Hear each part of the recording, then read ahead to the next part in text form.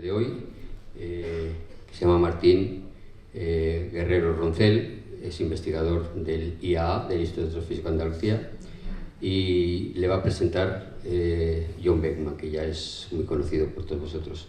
Así que, sin más, quitamos ya el misterio, que tampoco es que haya tanto misterio, y que pasen. Chicos.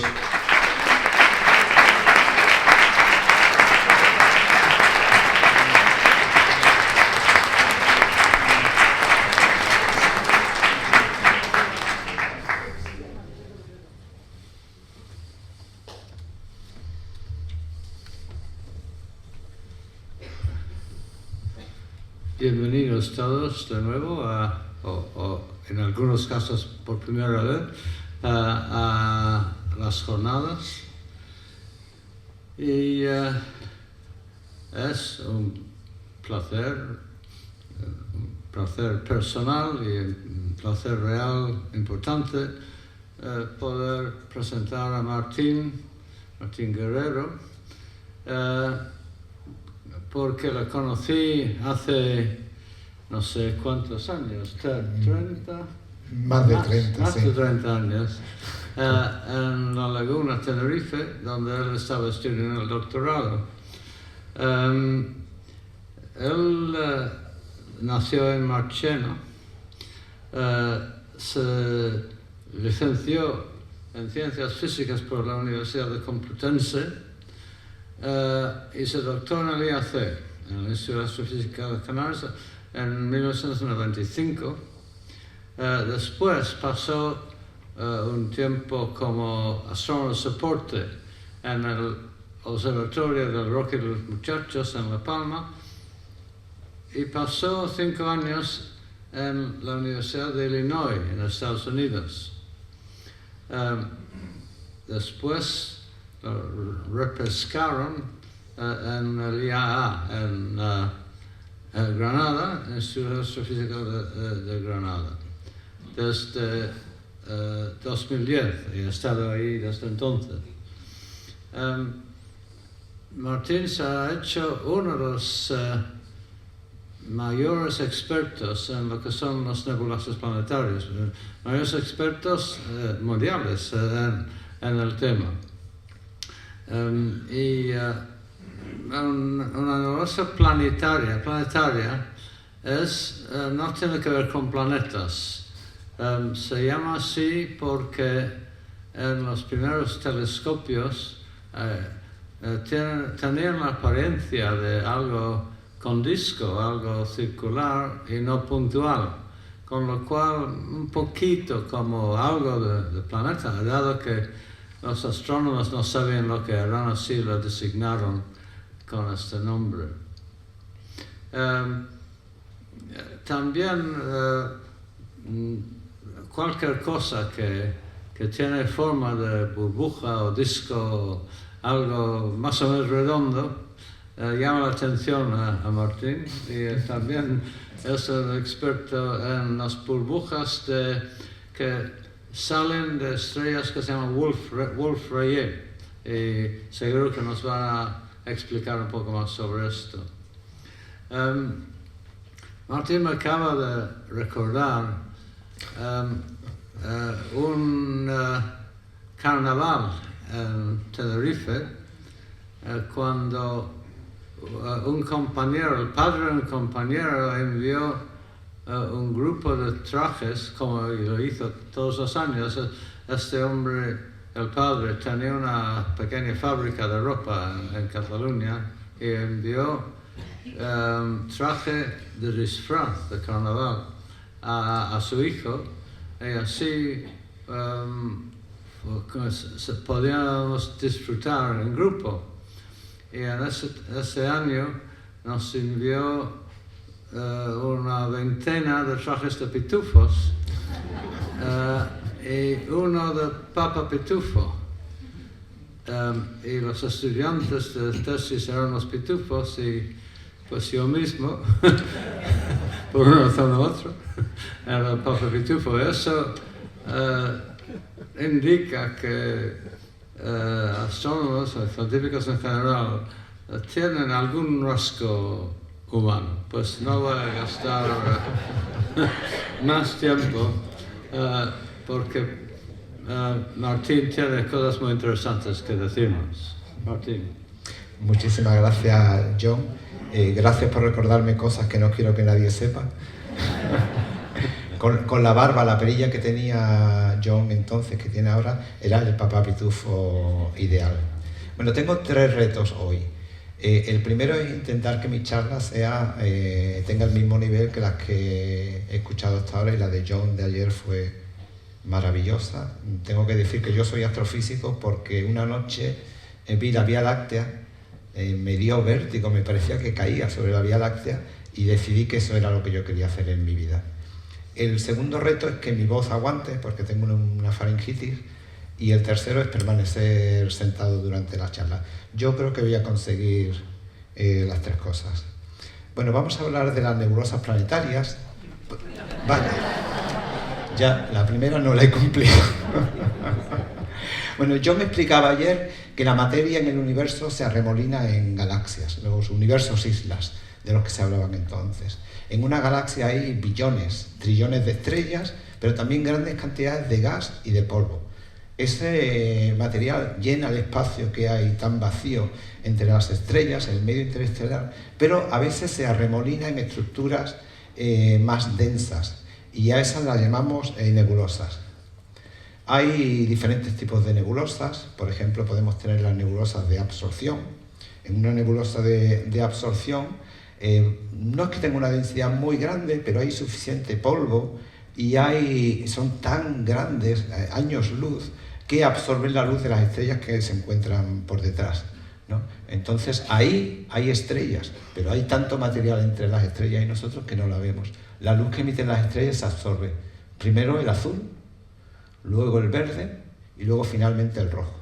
Por eso los astrónomos, cuando hablamos de extinción, muchas veces hablamos de enrojecimiento. Cuando una estrella está más extinguida, está enrojecida, la vemos más roja de lo que realmente es. Luego existen las nebulosas de reflexión. Nebulosa de reflexión ocurre que una estrella emite la luz, se refleja en una nube cercana y nosotros vemos esa luz que se refleja en la nube. La característica de esa luz que se refleja en la nube es que tiene las mismas características espectrales que la luz de la estrella o de las estrellas que se encuentran cerca. Y finalmente tendríamos las nebulosas fotoionizadas o nebulosas ionizadas. En este caso hay estrellas que están dentro de esa nebulosa que son capaces de ionizar el material. Por decirlo de alguna manera, hacen que florezca, hacen que sea capaz ese material, ese gas, de emitir luz. Vamos a ver cómo lo hacen. Pues el efecto básico ahí es el efecto fotoeléctrico. Volvemos a Einstein, como siempre. La capacidad que tiene la luz, la radiación electromagnética, que es luz, es una onda y al mismo tiempo es una partícula, el fotón, para interaccionar con la materia. Y la materia, sabemos que es materia, pero al mismo tiempo también es una onda. Aquí están representados esos electrones girando en torno a un núcleo y no aparecen como partículas exactas, sino como una onda. No sabemos exactamente dónde está ese electrón. Cuando se produce la interacción de un fotón con la materia, se pueden producir una gran cantidad de procesos, pero aquí nos vamos a centrar en uno básico, en lo que es el proceso de ionización.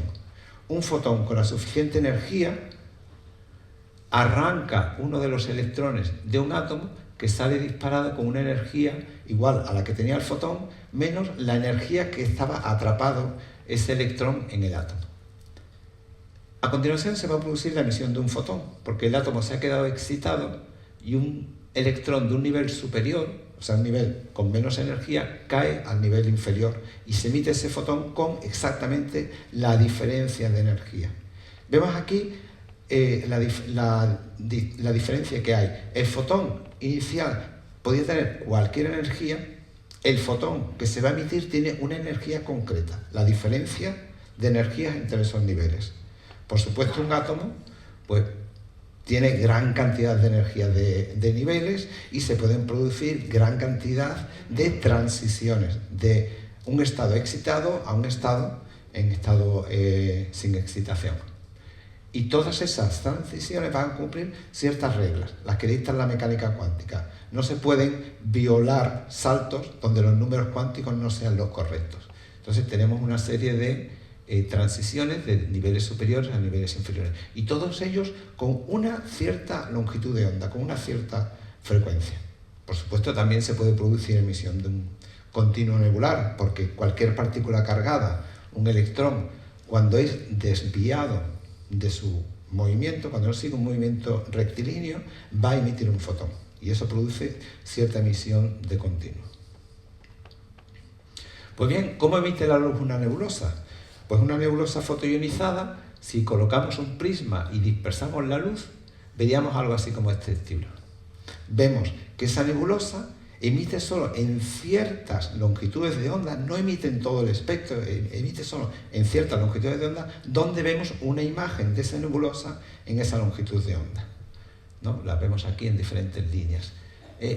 La copa de vino no es para recordarme que debo tomar alguna al día.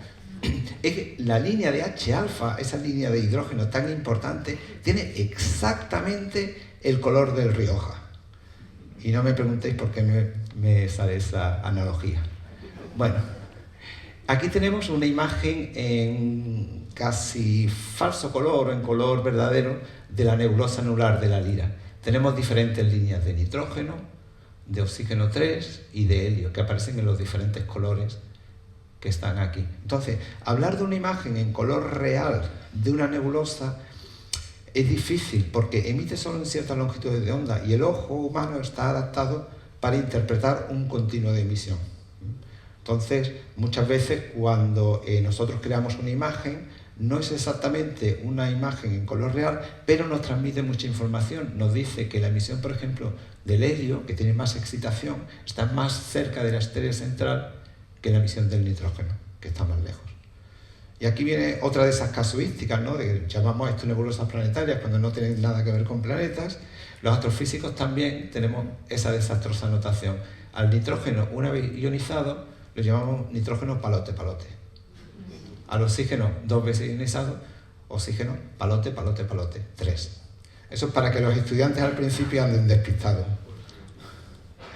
Bueno, no todas las estrellas pueden crear una nebulosa fotoionizada.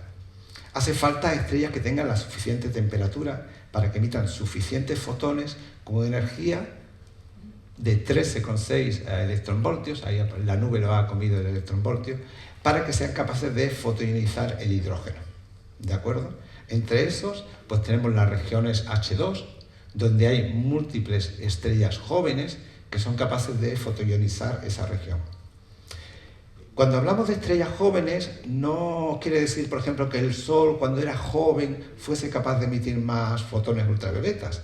Es que las estrellas más masivas, que son las que alcanzan temperaturas mayores y emiten más fotones ultravioletas, duran muy poco. Duran menos que estrellas, por ejemplo, como el Sol. Entonces, para observar este tipo de fenómenos, tenemos que ir a regiones donde haya estrellas jóvenes, porque si no, las estrellas más masivas ya simplemente habrán desaparecido, explotado como supernovas. Tenemos este otro caso, una burbuja Wolf-Rayet, me encantan, son estructuras espectaculares. Hay una estrella masiva en la región central que ha experimentado una pérdida de material e ioniza ese material. Y finalmente tenemos una nebulosa planetaria aquí con su estrella central, una enana blanca, ionizando el material. Bueno, ya estoy revelando que las nebulosas planetarias son nebulosas fotoionizadas y que están excitadas por una enana blanca.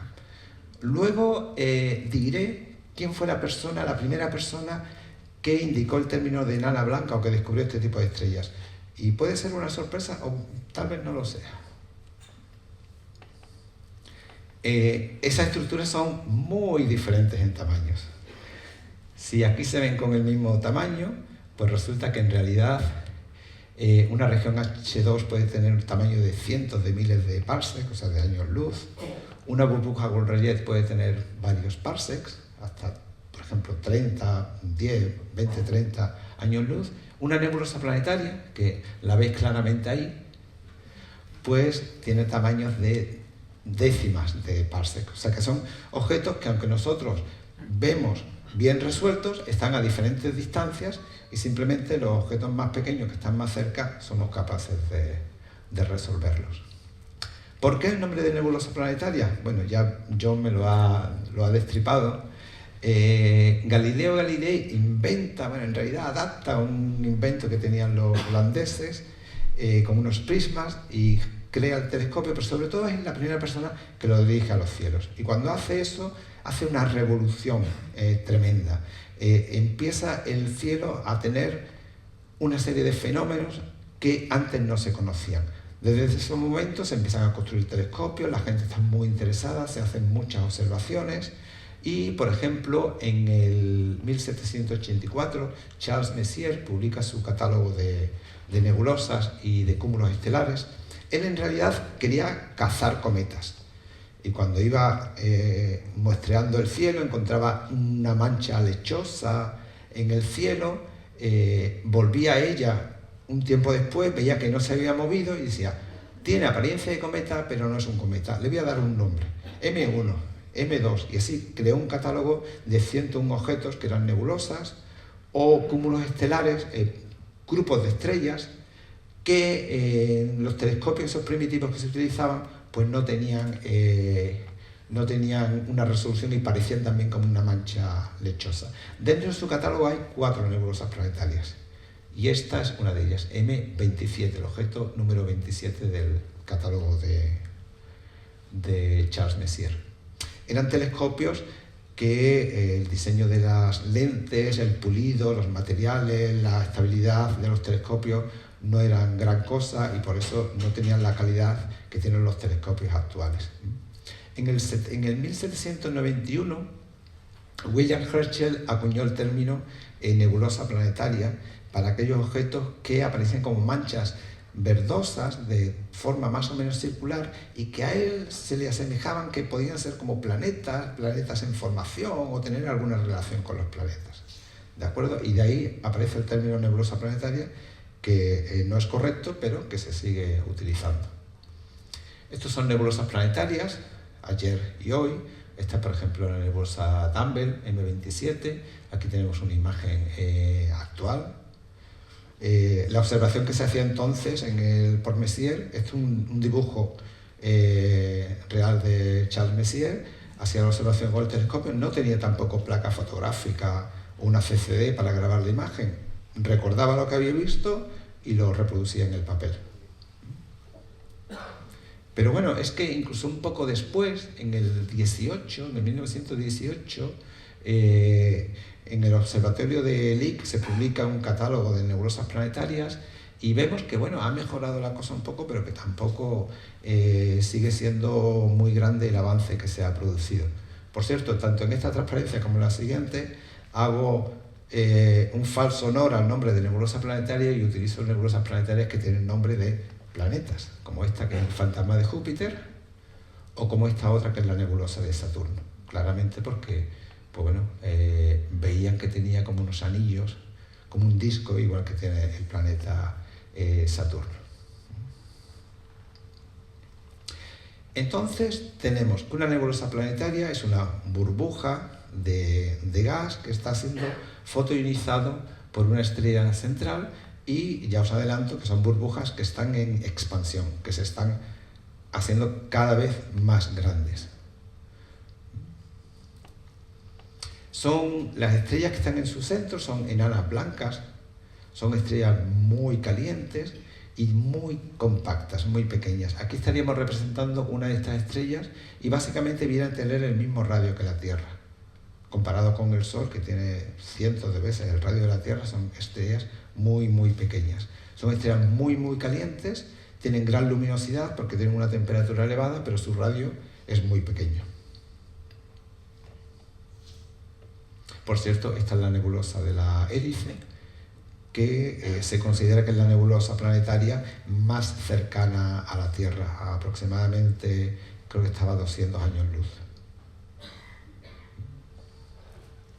Si fuésemos capaces de darle un corte, una rebanada a una de esas nebulosas planetarias, y eso somos capaces de hacerlo porque obtenemos espectroscopía, dispersamos la luz y por el efecto Doppler, el material de una nebulosa que se acerca a nosotros se desplaza hacia el azul, mientras que el material que se aleja de nosotros se desplaza hacia el rojo. Entonces, cuando les damos un corte, cuando hacemos ese tipo de observación, vemos cómo la luz se dispersa y crea este tipo de estructuras. Crea una especie de cavidad así, donde esa parte se estaría alejando de nosotros y esta parte se estaría acercando, con velocidades que típicamente son en torno a unos 30 kilómetros por segundo.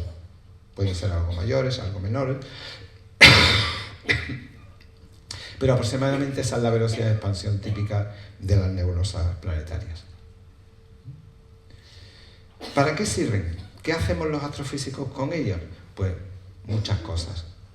Lo primero, son grandes laboratorios de la evolución estelar. Voy a utilizar muchas veces aquí la palabra laboratorio, porque son lugares del universo donde podemos hacer experimentos que nos van a ayudar a entender mejor otros fenómenos que ocurren en el universo. Pues bien, un gran número de las estrellas acabarán como nebulosas planetarias, básicamente lo que llamamos estrellas de masa baja intermedia, entre 0.8 y 10 masas solares. Las que son más masivas que esas acabarán explotando como supernovas, ¿no? Las estrellas de tipo O o B. Las que son menos masivas que esas, no acabarán. Durarán tanto tiempo que incluso cuando el universo acabe, esas estrellas seguirán ahí todavía fusionando hidrógeno. O algunas simplemente eyectarán las capas externas y acabarán como enanas blancas, pero no llegarán ni siquiera a producir nebulosas planetarias. Entonces, en una nebulosa planetaria, si siguiéramos la evolución de una estrella, por ejemplo, como el Sol, ¿no? Veríamos que durante la mayor parte de su vida está aquí en la secuencia principal, fusionando hidrógeno en su núcleo. Cuando el hidrógeno en el núcleo se acaba, empieza la fase de gigante y en ese caso lo que hace es que va a fusionar hidrógeno en una capa alrededor.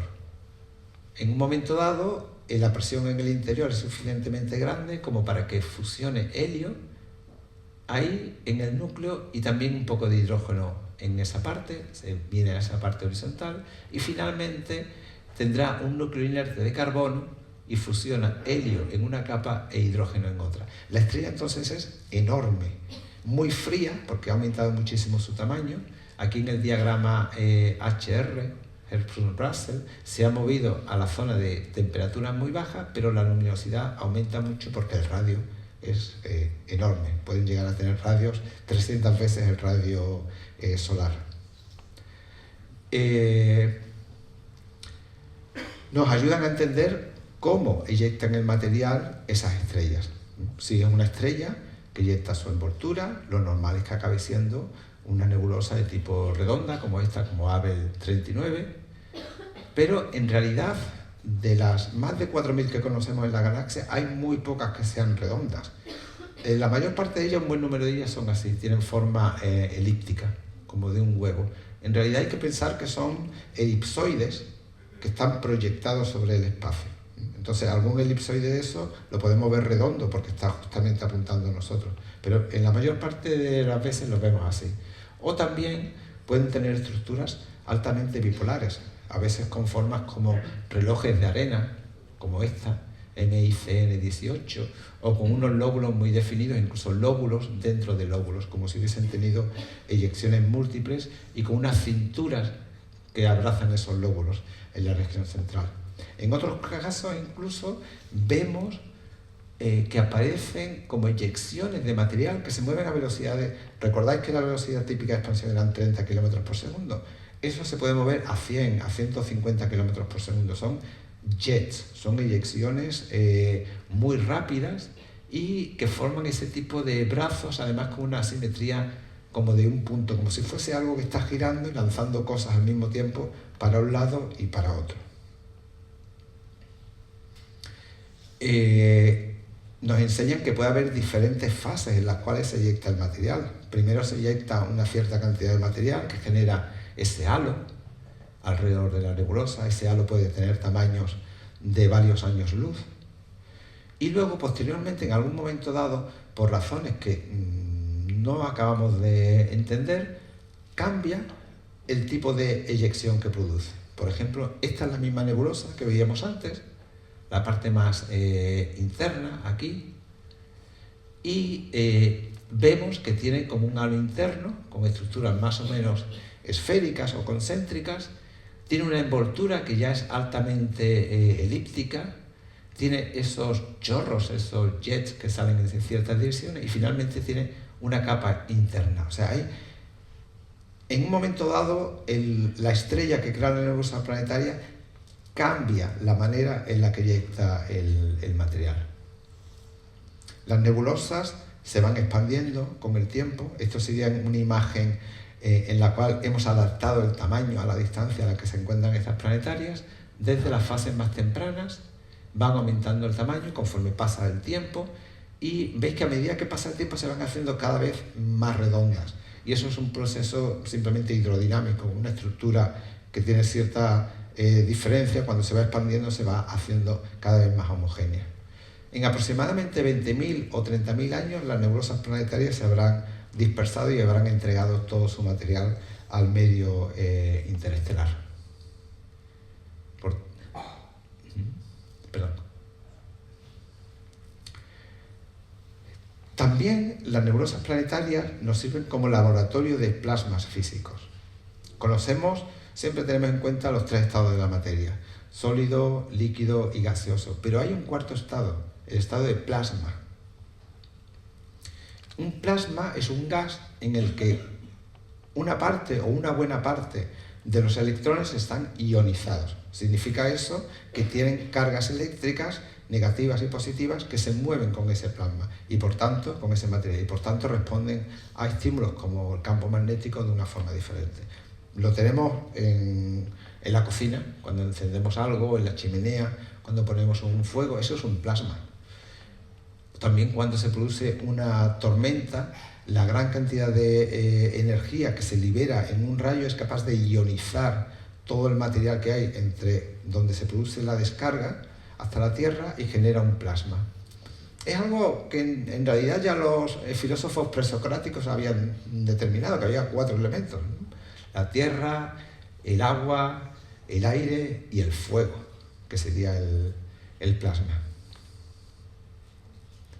Pues bien, las nebulosas planetarias tienen unas características únicas en cuanto a la temperatura.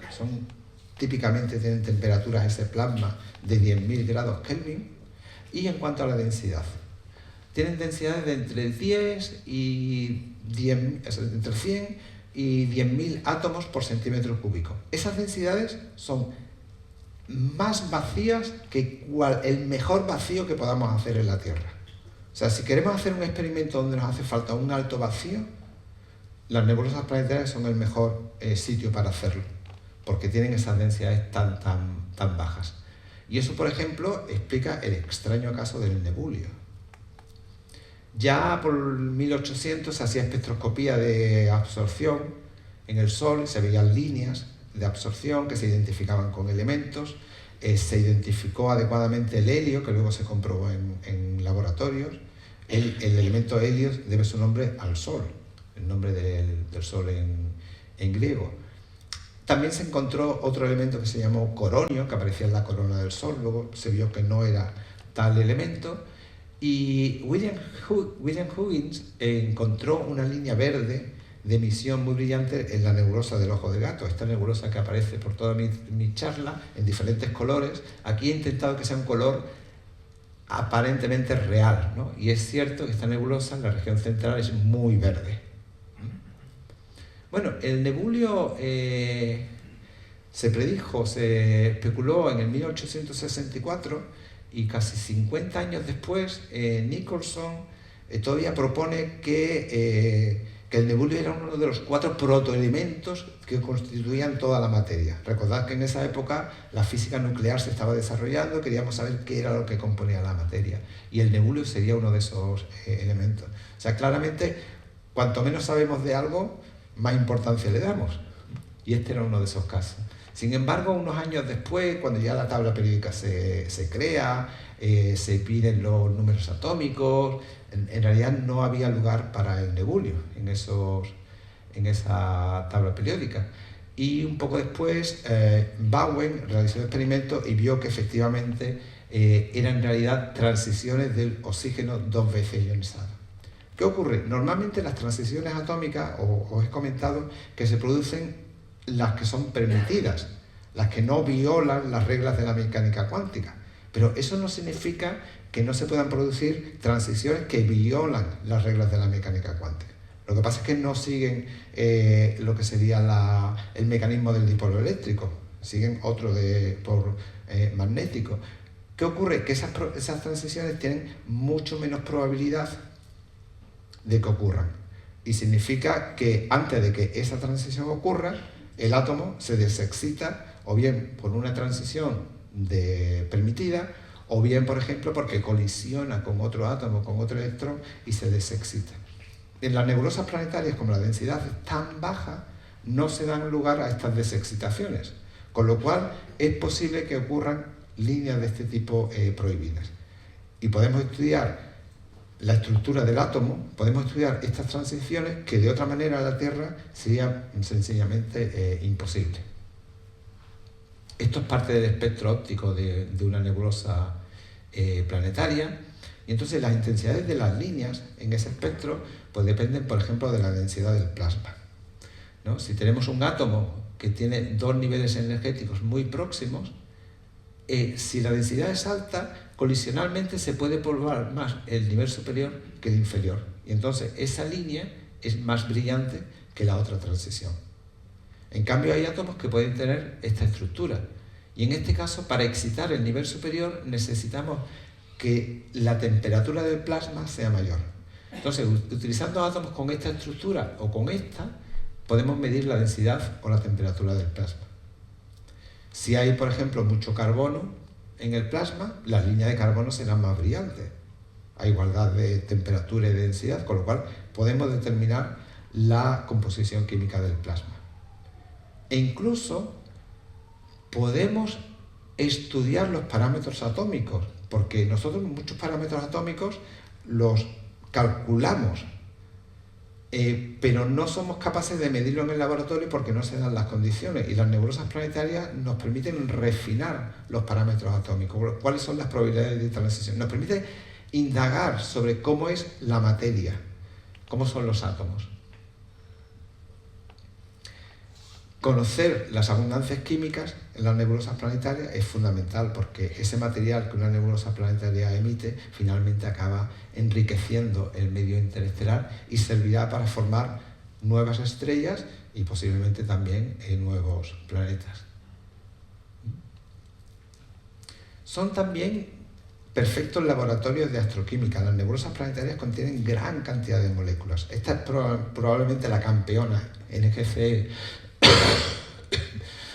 7027. Tiene gran cantidad de moléculas ahí. Ha sido la única en la que se ha encontrado el hidruro de helio, que es posiblemente uno de los primeros que se formó, una de las primeras moléculas que se formó en el universo.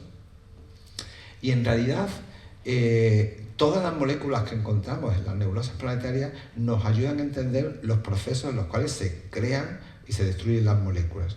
Por ejemplo, si queremos saber cómo se forma amoníaco, pues tenemos que seguir todos estos procesos, todos estos canales de formación. Entonces, encontrando líneas de diferentes elementos, podemos saber cuáles son los canales en los que en el medio interestelar se forma el amoníaco. Y eso lo podemos hacer porque en la envoltura que rodea a las estrellas progenitoras de las nebulosas planetarias hay diferentes fases donde se está eyectando el material, se están empezando a formar las moléculas, luego zonas donde se forma polvo, donde esas moléculas empiezan a agregarse a granos, y luego otras regiones donde ya el medio interestelar va a destruir esas moléculas. Tenemos una astroquímica muy compleja, muy variada, que nos ayuda a entender la formación de moléculas y la existencia de moléculas en el medio interestelar. O, por ejemplo, como decía antes, necesitamos datos observacionales para refinar nuestra información sobre las moléculas. Las moléculas emiten líneas, las moléculas son más complejas que los átomos.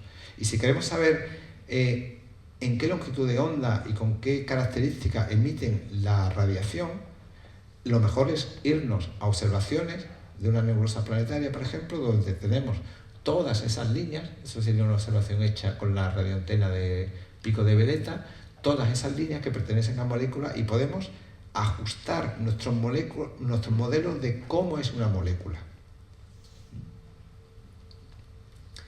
Destacan muchísimo ciertas moléculas muy complejas que se forman en nebulosas planetarias, entre las cuales están los hidrocarburos policíclicos aromáticos y los fullerenos. Los fullerenos son como una especie de balones de fútbol o de rugby con 60 y 70 átomos de carbono.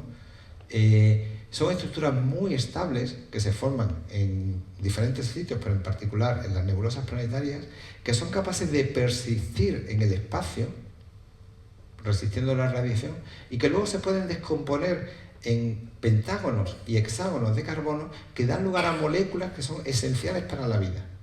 Podría ser que son las moléculas que transmiten esos elementos para que luego en sistemas planetarios aparezcan moléculas que pueden dar lugar a la vida, o por ejemplo como el grafeno, que son estructuras planas también formadas a partir de este tipo de estructuras. También nos sirven para entender cómo interaccionan los plasmas entre sí. En una nebulosa planetaria había comentado que tenemos la fase gigante roja, luego una rama todavía asintótica de gigante, y ahí se producen una serie de pulsos térmicos. Básicamente la estrella se desestabiliza y en cierto momento eyecta cantidades de masa en periodos concretos y luego vuelve a un estado latente.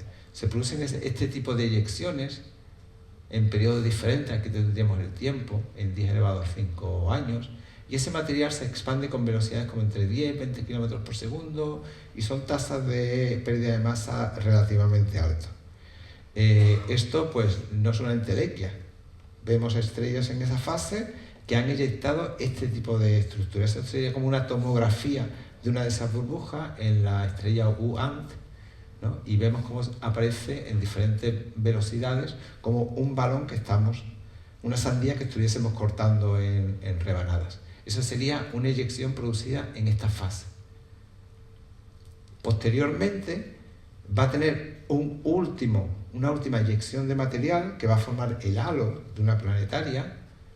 En este caso, esta de aquí, justo antes de que se forme la planetaria, daría lugar a ese halo, aproximadamente 100.000 años antes de que se forme la planetaria, y posteriormente tendríamos aquí la última fase de masa, cuando ya la estrella abandona la fase de gigante y empieza a ser la estrella central de una planetaria, donde se formarían este tipo de estructuras, la envoltura y esa envoltura que se ve ahí alrededor. Entonces, de esta manera somos capaces de refinar nuestros modelos de evolución estelar para entender cómo mueren las estrellas, por ejemplo, de tipo como el Sol. Entonces, las nebulosas se forman por la interacción de dos vientos. Primero, el viento lento que hubo durante la fase previa de la formación de la planetaria. Recordemos que la estrella, si este es nuestro Sol, la estrella en ese momento era algo así, tan enorme. Y la velocidad de escape que hace falta para escapar de un cuerpo depende inversamente con el radio. O sea, si eres muy grande, la velocidad de escape que te hace falta a la superficie es muy pequeña. Pero luego, cuando la estrella evolucionó a una enana blanca, su tamaño es muy pequeño, con lo cual la velocidad que te hace falta es muy alta. Entonces, hay un choque entre un viento lento y denso y un viento rápido y tenue. Y eso forma la envoltura y esa capa interna que vemos en las nebulosas planetarias. No sé por qué me hace esto. Bueno. Cuando eso se produce, digamos que tendríamos aquí una inestabilidad de tipo Rayleigh-Taylor. Es la que se produce cuando tenemos un fluido que es pesado, que está encima de un fluido que es más ligero, como el aceite y el agua. Entonces empiezan a formarse dedos del material más ligero que va hacia arriba y burbujas del material más pesado que caen para abajo. Justo aquí, en las nebulosas planetarias, vemos ese tipo. Estos son simulaciones hidrodinámicas en 2 dimensiones y vemos que se forman esos dedos que van a formar las nebulosas. Y eso realmente se observa en las nebulosas planetarias. Esta es una imagen del James Webb en 2 cámaras diferentes de la nebulosa anular de la Lira. Y vemos aquí ese tipo de estructuras exactamente igual que estábamos viendo en las simulaciones anteriores. ¿Veis? Esos dedos, esas estructuras, esos nudos que se van quedando atrás, digamos, en la expansión del objeto, lo estamos viendo también aquí. Fijaros que esto es exactamente igual. Aparecen también otro tipo de inestabilidades de sombra, y es que cuando tienes un material aquí denso, opaca la luz que viene de la estrella, y lo que hay a continuación, esos filamentos tan alargados, es en realidad material molecular, o material que tiene más contenido molecular que el material circundante. Y por eso se crean ese tipo de estructuras, y de nuevo ese tipo de estructuras de inestabilidades de Rayleigh-Taylor. Ay, perdón.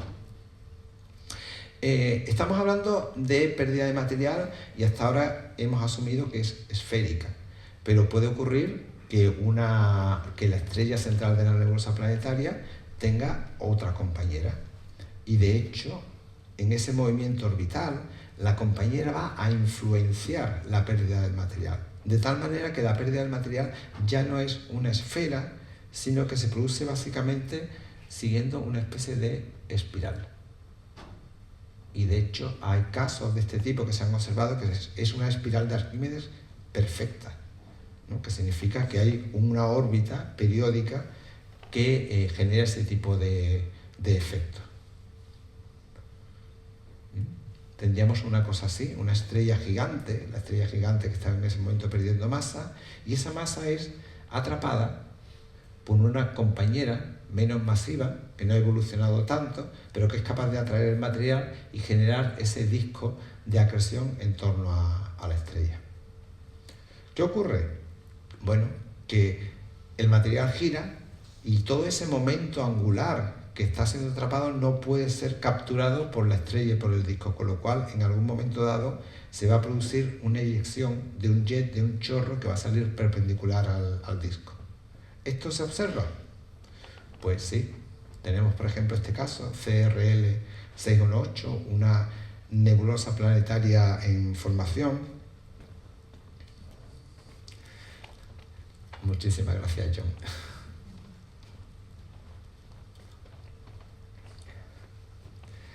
Sí, como comentaba, una nebulosa planetaria en formación. No somos capaces de ver la parte más central porque está opacada por el polvo, está opacada por ese disco circumbinario que se está formando, pero sí que vemos eyecciones de material, chorros que salen propagándose en diferentes direcciones.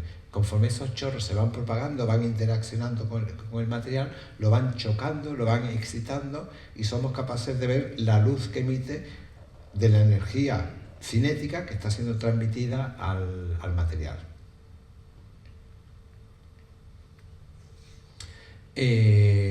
Bueno, este es un caso que habíamos visto antes, de Fleming 1, donde se ve una estructura muy compleja, muy abigarrada en la región central, y se ve ese chorro que sale del material. Vemos que ese chorro no es un chorro continuo, es un chorro como que se le van formando pelotillos, se va como digregando. Son también otro tipo de inestabilidades que se conocen, las de Kelvin-Helmholtz, cuando tienes dos materiales que se mueven a diferente velocidad. Entonces se genera ese tipo de estructura, se va rompiendo el material de esa manera. El nombre de esta planetaria está puesto en honor de la astrónoma Williamina Fleming. Williamina Fleming trabajó como parte del harén de Pickering haciendo toda la clasificación espectral, y esta mujer encontró unas estrellas que tenían un espectro que no se parecía al de ninguna de otras estrellas. Tenían líneas de absorción muy anchas en las regiones donde estaban las líneas de hidrógeno, donde estaban las líneas de helio, y además se caracterizaban por ser estrellas débiles, pero muy azules. Las enanas blancas. Esta fue la persona que identificó por primera vez que había ese tipo de estrellas diferente que las anteriores. Vemos aquí también este tipo de efecto en esta otra planetaria, Genaix 31475. Se puede ver claramente cómo el chorro se va rompiendo en volutas, en estructuras, conforme va avanzando. ¿Qué ocurre? Que a veces esos chorros interaccionan con el material y generan choques de proa. Aquí tenemos, igual que un barco cuando se va moviendo en el agua, ese flujo va a generar una especie de burbuja, aquí y aquí, no se me ve muy bien, pero tal vez se vea mejor en esta otra, IC4634, donde se ve ese frente que se va propagando. Estas son expansiones de estos movimientos de aquí. O sea que realmente nos ofrece una variedad de posibilidades para estudiar fenómenos de la hidrodinámica de gases. También nos sirven a conocer mejor las galaxias. Las nebulosas planetarias, como emiten la luz exactamente en ciertas longitudes de ondas, no la emiten en el continuo, sino solo la concentran en esas longitudes de ondas, nos permiten encontrar nebulosas planetarias a grandes distancias. Aquí vemos que la línea más intensa en una planetaria es esa de oxígeno 3, en 5007 Armstrong. Pues si tomamos una imagen de una galaxia a esa longitud de onda y una imagen, por ejemplo, aquí, y hacemos la diferencia, inmediatamente las nebulosas planetarias nos aparecen. Y somos capaces de ver nebulosas planetarias como estas, como esa, a grandes distancias. ¿Qué ocurre? Cuando empezamos a contar el número de nebulosas planetarias que hay en una galaxia y vemos la luminosidad, podemos estimar la luminosidad usando esta relación, todo el flujo que emiten, calculamos una magnitud y ploteamos un histograma, por ejemplo, para la galaxia M31, la galaxia de Andrómeda, vemos que llega un momento que se nos acaban las nebulosas planetarias. Tienen hasta un brillo máximo y luego se acaban. Y eso ocurre en todas las galaxias. Y además no sabemos por qué ocurre, pero ocurre. Y nos sirve para medir la distancia a la que se encuentran esas galaxias. Si lo comparamos con las cefeidas, nos da una medida muy, muy precisa.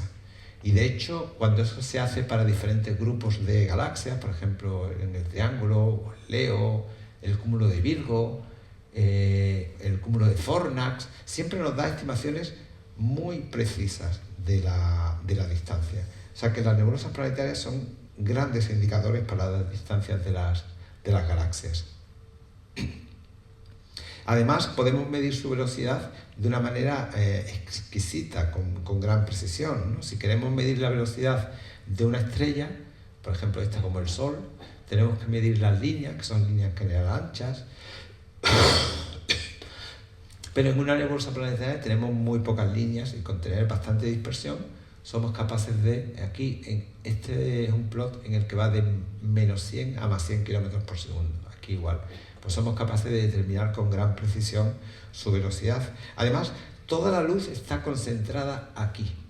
Mientras que si yo quisiera un espectro de una estrella con muchas líneas, tendría que tener muchos fotones. La luz de la estrella está dispersada, mientras que la luz de la planetaria está focalizada. Entonces, con menos esfuerzo observacional, con telescopios más pequeños o con telescopios accesibles hoy en día, soy capaz de medir la emisión que tiene una nebulosa planetaria y su velocidad. Y de esa manera, por ejemplo, en M31 o en M33, aquí tengo un código de color para las velocidades, soy capaz de estudiar la dinámica de la galaxia. ¿Qué material se acerca a nosotros? ¿Qué material se aleja de nosotros? Tenemos aquí otro caso, galaxias esferoidales, donde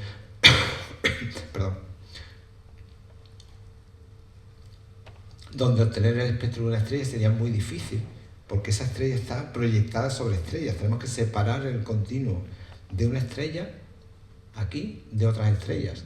Ya me dirán ustedes cómo lo hago. Pero una nebulosa planetaria, como solo emite en cierta longitud de onda, la podemos separar muy bien de lo que hay por delante y lo que hay por detrás de ella. Y somos capaces de determinar de una manera única, para ciertos casos, la dinámica de una galaxia. También, por ejemplo, en el caso de que haya colas de mareas, colas por la interacción de las galaxias, esta especie de son satélites que se están destruyendo, o esa cola cuando se produce la interacción de dos galaxias, son estructuras muy tenues, muy débiles, y si realmente quisiéramos determinar la velocidad a la que se mueve ese material, tendríamos que fijarnos en las estrellas más brillantes que hay ahí. Esas estrellas son las gigantes, y el espectro de una gigante es así. bandas anchas, dientes. Entonces es muy difícil determinar con gran precisión la velocidad del material en esas colas, pero si hay nebulosas planetarias sí somos capaces de hacerlo. En resumidas cuentas, las nebulosas planetarias son excelentes laboratorios para estudiar la evolución estelar, estudiar los plasmas físicos, la astroquímica, la dinámica de plasmas o incluso la estructura galáctica y muchas otras cosas que no he contado porque podríamos, bueno, dedicamos congresos a exactamente ese tipo de circunstancias. Lo que sí me gustaría que se quedaran con la idea de que las nebulosas planetarias son excelentes cajas de herramientas para estudiar cualquier otro fenómeno del universo. Y seguimos teniendo misterios y preguntas sobre ellas y de hecho en septiembre de este año organizamos un congreso en Granada profesional para seguir indagando sobre ellas. Y simplemente pues muchísimas gracias y si tienen alguna pregunta.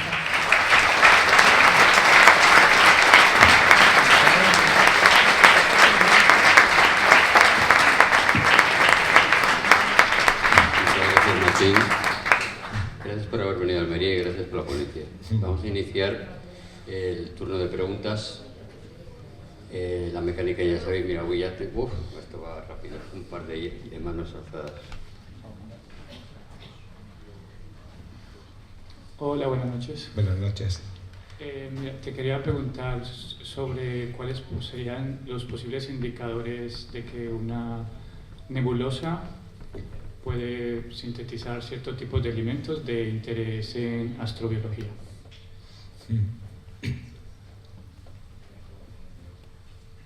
Sí, bueno, elementos o moléculas, porque elementos, una nebulosa planetaria en su interior, en el interior de la estrella, digamos que no es capaz de generar a lo mejor elementos como el hierro o como el calcio, ¿no? Que se producen en supernovas, pero bueno, sí es capaz de remover ese material y lanzarlo fuera, ¿no? En general se lanzarán bastante material contenido en carbono y en oxígeno.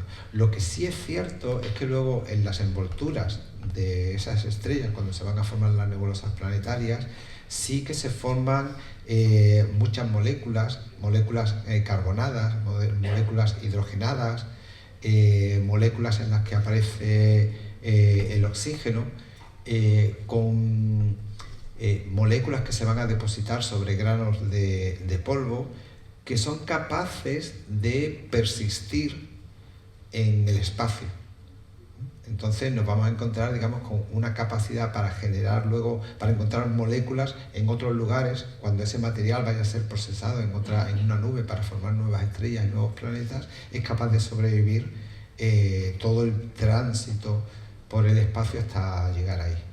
¿De acuerdo? Entonces hay muchísima investigación en eso para determinar no solo moléculas sencillas, sino también estas moléculas mucho más complejas que existen.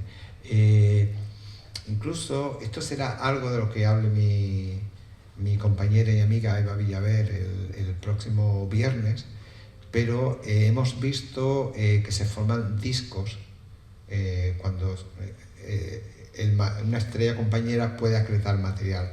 Se pueden formar discos circumbinarios, se pueden formar discos que pueden sobrevivir a la evolución de la propia planetaria, de la enana blanca, y esos discos pueden tener la densidad suficiente para formar una segunda generación de planetas.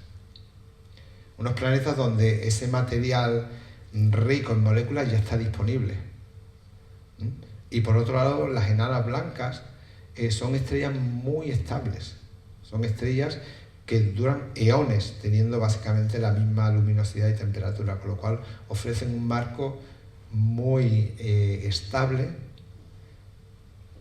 posiblemente para el desarrollo, para que la vida tenga una segunda oportunidad. Pero bueno, eso será algo que Eva explicará. Hola, buenas noches. Muchas gracias por la charla tan interesante. Yo quería preguntar, digamos, dentro de la historia del universo, digamos, de toda la vida, toda la evolución, ¿dónde encajarían las nebulosas planetarias? Es decir, ¿han existido desde siempre o han evolucionado desde otros objetos primarios, digamos, y a partir de ello se han ido generando con el paso de los miles de años las nebulosas planetarias? Hablamos de diferentes poblaciones de estrellas, las estrellas de población 3, de población 2, de población 1. Como siempre los astrónomos lo hacemos todo al revés. Las estrellas de población 3 fueron las primeras que se formaron en el universo, y en aquel momento el universo tenía a su disposición hidrógeno y helio, un poco de helio y alguna traza de litio, de tal. Básicamente se formaron estrellas muy masivas que quemaron ese material rápidamente, produjeron supernovas o incluso fenómenos más violentos y generaron ya material procesado con el cual se formó una segunda generación de estrellas. También se produjeron estrellas que dieron lugar a estrellas de tipo AGB, donde se generó carbono, se generó material para formar polvo. Entonces hay una primera población de estrellas que evoluciona, digamos, rápidamente y que genera esas condiciones. Las nebulosas planetarias que vemos ahora son objetos de segunda generación, son objetos en nuestra galaxia, son objetos que van entre eso, aproximadamente una masa solar, la estrella progenitora, hasta 8 o 10 veces la masa progenitora. El Sol tiene ahora mismo 5.000 millones de años, durará todavía otros 5.000 millones de años, entonces tenemos que esperar un poco a que forme su nebulosa planetaria. Estrellas un poco más masivas, Sol, pueden formar o han formado ya una nebulosa planetaria anteriormente. O sea, no depende, digamos, de la historia previa. Se puede dar una nebulosa planetaria incluso en los orígenes del universo, ¿no? Simplemente tienes que formar una estrella que no sea capaz de producir una supernova, que no tenga la masa suficiente para que en su núcleo se dé la presión y la temperatura que pueda fusionar el carbono y generar silicio, hierro y todos los elementos que dan lugar a la supernova, ¿no? Entonces son estrellas con un poco menos de masa, tienen una evolución un poco más lenta, porque las estrellas, mientras más grande eres, consumes tu combustible más rápido y acabas antes. Entonces, una nebulosa planetaria se puede haber formado desde el comienzo del universo, pero eso sí, ha tardado un cierto tiempo. Hasta a lo mejor la mitad de la edad del universo no aparecerían las primeras nebulosas planetarias. Buenas noches, excelente conferencia. En referencia a esto que estás explicando ahora, creo que nuestro Sol es de segunda o tercera generación, creo, ¿no? Sí. Y luego, en referente a las nebulosas, los jets son causados por los vientos estelares, pero intuyo que no tiene nada que ver con un pulsar, ¿o sí? No. Para que ocurra un jet se tienen que dar ciertas condiciones. Por ejemplo, que haya un campo magnético, que haya un exceso de momento angular, en púlsares, en los AGNs de las galaxias, en muchos lugares del universo perdón, se forman jets mucho más energéticos que los que ocurren en las nebulosas planetarias.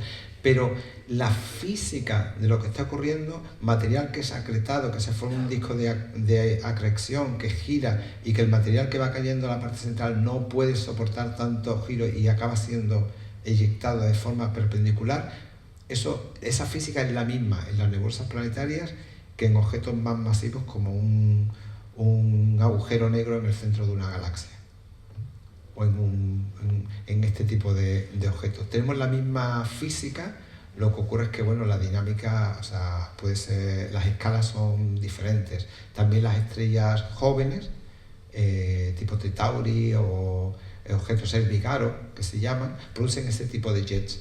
Básicamente, cuando tienes un exceso de momento angular, tienes que lanzar material de alguna manera a través de los polos del sistema. En las nebulosas planetarias creemos que eso ocurre siempre que ha habido un sistema binario con ciertas características, que ha pasado por lo que llamamos un common envelope, o sea que ha habido tanto material de una estrella que ha pasado a la otra que finalmente ese material acaba siendo lanzado. ¿Qué ocurre? Tenemos una diversidad muy variada de formas en las nebulosas planetarias porque se forman por diferentes agentes al mismo tiempo. Tenemos vientos estelares, esos van a existir siempre. tenemos pérdida de masas episódicas, esas van a existir siempre, y en algunos casos también vamos a tener jets. Y esos jets interaccionan con la envoltura que se está lanzando, interaccionan con el material y generan una forma, dan una huella en ese material que cuando se expanda, pues se va a ver. Entonces, tenemos diferentes procesos que, bueno, no tanto como compiten, sino que van dejando su impronta. Pero el mecanismo de formación de un jet en una nebulosa planetaria es el mismo que ocurre en otros objetos astronómicos. Y de hecho hay congresos que se dedican a la hidrodinámica de los jets y donde dentro de ellos típicamente aparecen las nebulosas planetarias como uno de los apartados. Buenas noches, gracias por la charla, muy interesante. Mi pregunta es respecto al tema de las nebulosas planetarias bipolares, como es el caso de la del reloj de arena o la hormiga, ¿no? Si hay alguna asociación con sistemas binarios, es decir, igual que los jets, ¿no? Es decir, un sistemas binarios son los que generan ese tipo de estructuras bipolares y en las que no son binarias no se producen. A ver si hay una asociación entre esa estructura bipolar y los sistemas binarios. La respuesta es muy probablemente. Y la cuestión es que cuando tienes un sistema binario vas a modificar la manera en la que la estrella que está evolucionando hacia nebulosa planetaria pierde la masa. ¿Qué ocurre? No todos los sistemas binarios son iguales. En algunos la compañera está más lejos, en otros la compañera está más cerca y es más masiva. Entonces eso genera diferentes comportamientos en el material que se está eyectando. En algunos simplemente va a ser algo algo muy sutil, atrapa un poco del material digamos en el plano orbital, y cuando se genere el viento rápido que interacciona con el viento anterior, va a encontrar un poco más de resistencia a la hora de progresar en ese plano orbital. Y eso puede generar lo que se conocen como las nebulosas planetarias elípticas. Si esa interacción ha sido más profunda, ha generado un mayor, digamos, gradiente de densidad entre el polo y el plano orbital, se encuentra con mayor resistencia y se generan ese tipo de estructuras bipolares. Y finalmente, si la interacción ha sido inmediata, que ha atrapado material y que ha generado ese disco de acreción, se podrá generar un jet. Dicho esto, hay una pequeña peculiaridad, y es que normalmente encontramos que las nebulosas planetarias bipolares están más cerca del plano de la galaxia que las que no son bipolares, y eso indicaría que las estrellas que las formaron son más masivas, porque la población de estrellas, cuanto más masiva, están más cerca del disco de la galaxia que las que no son bipolares. Eso de alguna manera no encaja con todo lo que te acabo de explicar antes, de que se forma un disco, de la interacción con la compañía. Entonces, hay partes del mensaje que no acabamos de entender, pero parece muy claro que para que se formen estructuras elípticas, bipolares, con esas cinturas tan estrechas, hace falta que sea un sistema binario. A todo esto, yo he trabajado en la nebulosa de la hormiga y todavía no tengo claro si es una nebulosa planetaria o es una estrella simbiótica. Pero bueno, en cualquier caso, una estrella simbiótica puede ser un sistema que está formando una nebulosa planetaria. En la controversia onda-partícula, en el experimento de la doble rendija, no entiendo por qué influye en el resultado si hay cámara o deja de haber cámara. Si hay alguien mirando o no hay nadie mirando. Bueno, no sé si es una pregunta para alguien experto en nebulosas planetarias. Pues te cambio la pregunta. Sí. ¿A qué distancia está la nebulosa de Orión y qué diferencia hay entre una nebulosa y un cúmulo? Vale, Orión es una región de formación estelar, es una región H2, ¿no? O sea, se llaman H2 porque encuentras hidrógeno ionizado y ya sabes que los astrofísicos cuando tenemos una cosa una vez ionizado lo llamamos palote, H2.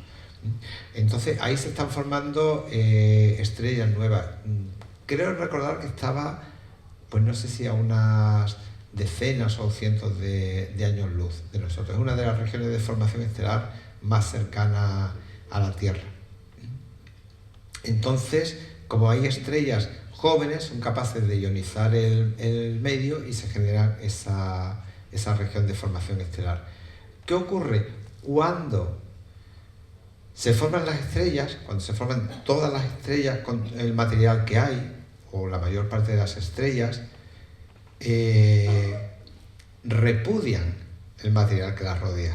Empiezan a emitir fotones, empiezan a emitir vientos, y eso barre el material que circunda esas estrellas, con lo cual al final te vas a quedar un conjunto de estrellas que por atracción gravitatoria se van a mantener juntas. Depende de la cantidad de estrellas que tenga. Un cúmulo puede tener decenas, cientos, miles, millones de estrellas. Entonces digamos que un cúmulo de este tipo, así de estrellas, procede de lo que primeramente fue una región H2, una región de formación estelar. Pero también puede darse el caso que por interacciones gravitatorias se vayan dispersando o con el tiempo se vayan dispersando. Pero en general, la nube molecular que se concretó, ¿no? que colapsó y formó esas estrellas, digamos que haya generado una atracción, un pozo gravitatorio en el cual se mantienen todas esas estrellas. Por eso se mueven conjuntamente en el espacio. Ahí arriba creo que había una mano alzada. Si no tienes micro, que supongo que no, habla lo más fuerte que puedas, por favor. Mira, yo quería preguntarte concretamente, porque estamos viendo que las nebulosas planetarias tienen forma ovoide, ¿no? Sí. Cuando los astronaves se lleguen, pues la forma centrífuga de la estrella tuvieron forma más bien ventricular. Imagino que eso es debido a los campos magnéticos, ¿no? De los polos de la estrella, ¿no? Que de alguna manera hará que los vientos sean más fuertes en los polos. Bueno, las estrellas rotan,